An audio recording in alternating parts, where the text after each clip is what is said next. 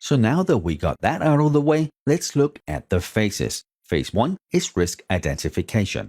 Obviously, we need to know there's a risk. Then we do the risk assessment. How bad is this specific risk? What are the potential impacts? Then we'll go to risk response and mitigation. This is where we treat the risk. How do we want to react to this specific risk? What can we do to mitigate the risk so it's not as big? And then the final phase, we go to risk and control monitoring and reporting. Once we have treated the risk, we need to make sure that both our countermeasures stay as good as they should be and the risk doesn't change. Then we start over again. That's also why I have that little arrow so it goes in a circle.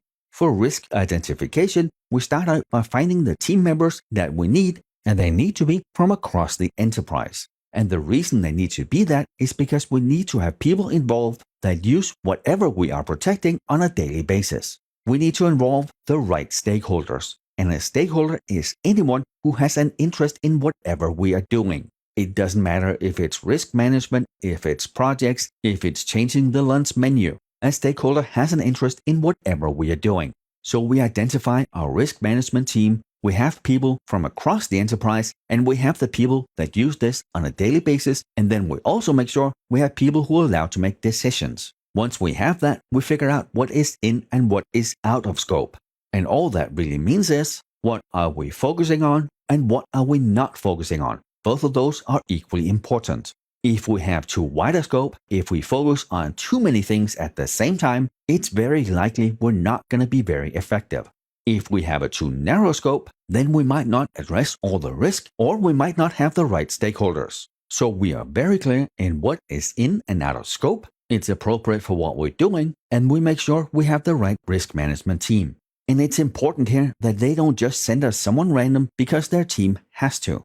If they send someone over who's not completely clear on their process or don't completely understand what they do, well then how are they going to help us identify the risks? But for this example, let's just say they send the right person. We have our team assembled, we figure out what is in scope for this specific risk assessment, then we look at what are the assets we're protecting, what are the threats, and since we have that completely clearly defined scope, we are of course going to be successful. It is these 20 servers and these 4 applications, that is what we're focused on. Once we're clear on that, then we look at the different types of risk assessment. That can be qualitative or quantitative risk analysis, or it can be both. From the names, you might be able to guess what they are. Qualitative, it's quality. Quality is subjective, it's your opinion. It's the type of risk assessment that is not very hard. It doesn't really have substantiated facts. And this is what we do first. We look at these are the assets we're protecting. We rate them on their criticality to the business. And then how bad is it if they're compromised and how likely is it to happen? It's just guesswork, right?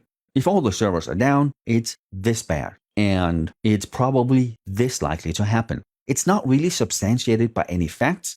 It's feelings, it's thoughts. And that's why we need to have the team that works with these on a day-to-day basis because they're going to be most clear on how bad it is if something happens. Now, if both the consequences and the likelihood of something happening is high enough, then we may move into quantitative risk analysis. And here you can hear quantity. It's a number. It's specific. And this is where we go in and put numbers on those feelings and thoughts. And this part takes a lot more work because we need to go in and figure out how likely is this to happen, and if it happened, how bad is it really? And this is not normally something we do for everything. We focus on the assets that are critical and where the likelihood of the compromise is reasonably high. And again here, we need to do enough but not too much and not too little. We need to find that right balance where these are the critical assets. These are the things where if we're without these, this can be very detrimental to the business. But all the other stuff, we put in enough countermeasures, but no more. You do your due diligence, you do your due care, we implement the right solutions. And I think this is probably a good time to talk a little more about due care and due diligence. They're concepts we're going to be talking about throughout the entire course. And I do have a good deal of students that have issues differentiating between the two. Very, very oversimplified, due diligence is you doing the research. You prepare, you do all the practical stuff before we implement. Due care then is the implementation and then the monitoring and controlling after, where we confirm everything works as it should, is due diligence. Some students here also like the short mnemonic, due care, DC, and see that as do correct, you're fixing something, and due diligence, DD, do detect. You detect if something is wrong. You then find a way to fix whatever is wrong.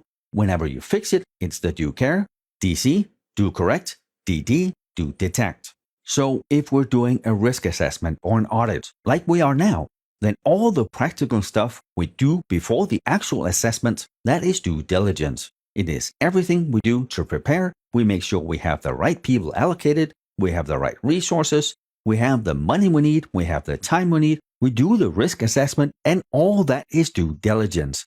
Then we present the risk report or whatever we have to leadership, that is due diligence. And then after we do that, we probably have some actionable items we need to work on. Let's say we found some security vulnerabilities and we need to fix that on our servers. Then again here, the research on how to fix it is due diligence. Then the actual implementation, the risk response, is due care. And then the monitoring and controlling after again is due diligence. It is just like much other with IT and cybersecurity. It's a cycle. Due diligence, due care, due diligence, due care. Research, fix, make sure everything works after the fix, and then we do some more research. I hope this has been not too confusing and it has helped you get a better picture of what due diligence and due care is. And if we don't do it, well then that is negligence. If you have a system that is your responsibility, you did your due diligence, you did your due care, if something happens, you are most likely not liable because you did everything that you could. That's also why due diligence and due care sometimes is referred to as the prudent person rule.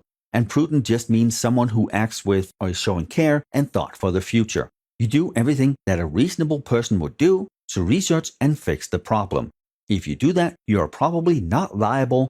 If you, on the other hand, completely ignore that, you don't patch your system, you know the patch is out but you don't really care, or you just choose not to implement, well then you are probably liable. And that then would be negligence or gross negligence. Now, if on the exam you see a question that says ultimately liable, that is senior management. While you might be negligent and liable because you didn't do what you're supposed to do, the ultimate responsibility always lies with senior management.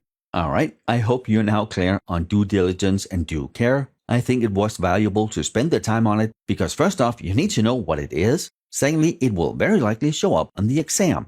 And with that, we are done with this lecture. Thank you for being here, and I will see you in the next one.